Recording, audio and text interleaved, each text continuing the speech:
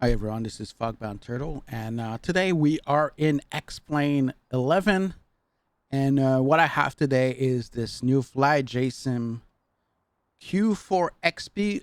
It is a Dash 8 Q400, and for those who are familiar with FlyJSim, you know how they provide high quality, fidelity type of aircraft. But today I want to talk about what is the cost of having such an aircraft in X-Plane 11. Now, I want to start that I own other FlyJSim aircraft, and this one I think it's version 1.0, so we have to kind of be a little bit more understanding that it might require maybe more version before maybe we get some optimization. But as you can see on the right hand side, I'm getting about 40 FPS in the external view, but I'm in an area in Calgary where there isn't much mountain, and it's a pretty simple airport.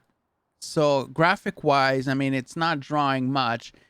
I should be much higher than that. Well, let's jump into the cockpit, and you'll see now. I'm gonna go down to about 33, 34 FPS, and that is with a 3080 Ti, which is only running about 39% right now, as you can see. And the reason for that is if you go into plugin admin and you go into this view here, you'll see that Q4XP uses SASL. And this plugin to run simulation is very single threaded. And so the higher this number here, the more it's going to chew your FPS. Now you might think, hey, 30 FPS, this is great.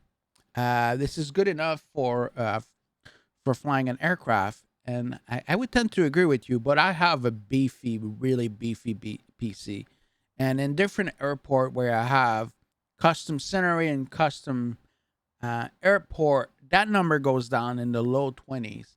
And for anybody flying on VATSIM, or you know how this is a problem.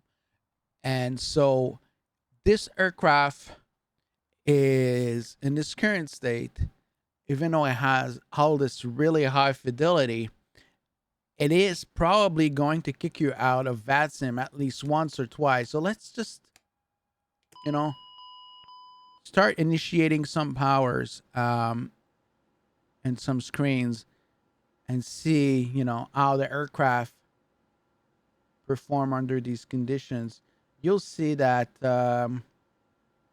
that this number will hover in the 30 frame in this region of the world, right? And so let me just go and turn the UNC on.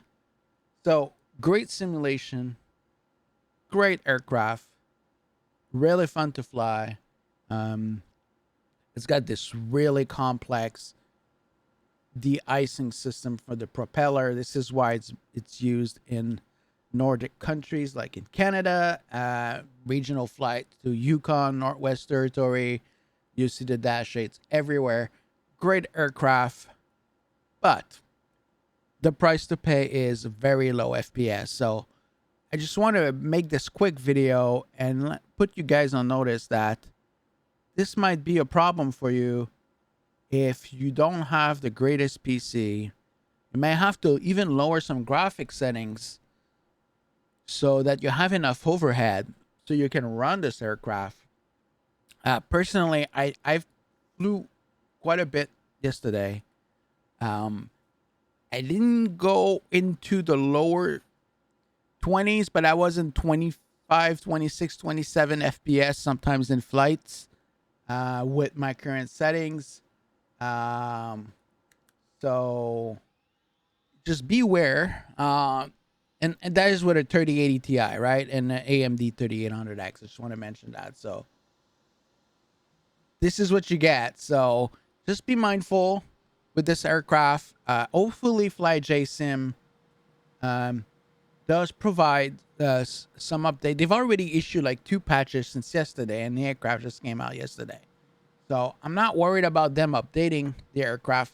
I just want to give a warning for people that because it is an $80 aircraft, so before you spend your money and you want to fly on VATSIM, you should be aware that this aircraft could take you into the dangerous area, which is the 20 FPS zone.